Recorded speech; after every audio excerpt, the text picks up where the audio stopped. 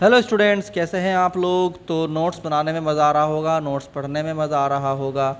और आज मैं आपको एक ऐसा पॉइंट बताऊंगा, क्योंकि मेरा बेसिकली जो एम्फेसाइज़ है वो इस बात पे है कि बच्चे के पास प्रॉपर नॉलेज हो, प्रॉपर नोट्स हो, बच्चा भटके ना लेफ़्ट राइट। तो इसलिए मैं क्या करता हूँ, मैं एक एक पॉइंट को क्लियर करा के चलता हूँ। आपको एग्ज़ाम में कोई ऐसा पॉइंट ना हो जिसकी वजह से आपका एक भी क्वेश्चन गलत हो जाए। तो इसी चीज़ में मैं आपको बताता हूँ। एक होता है इनर्ट इलेक्ट्रोड, ठीक है। What is the inner electrode, पहले बात समझो।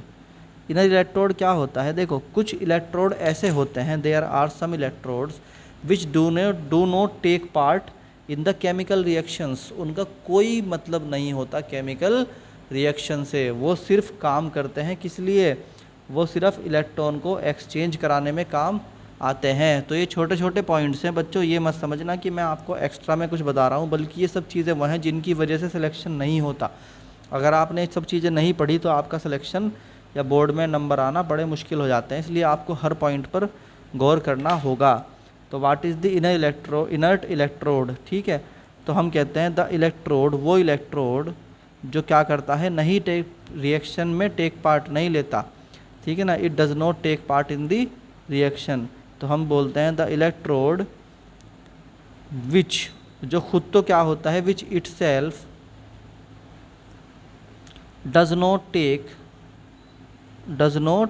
टेक क्या part in reaction, in chemical reaction, वो केमिकल रिएक्शन में पार्ट नहीं लेता है, बट मगर क्या करता है, बट हेल्प्स करता है, हेल्प करता है ओनली इन किसमें, exchange of electron, exchange of electron में क्या करता है, बेसिकली इसमें पार्ट लेता है, ठीक है। नहीं है तो उसे क्या बोलते हैं, इज कॉल्ड इनर्ट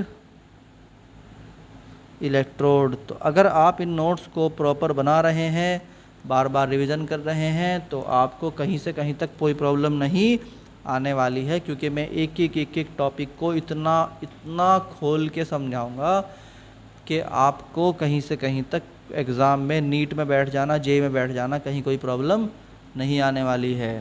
तो चलते हैं नेक्स्ट टॉपिक पर। Thank you.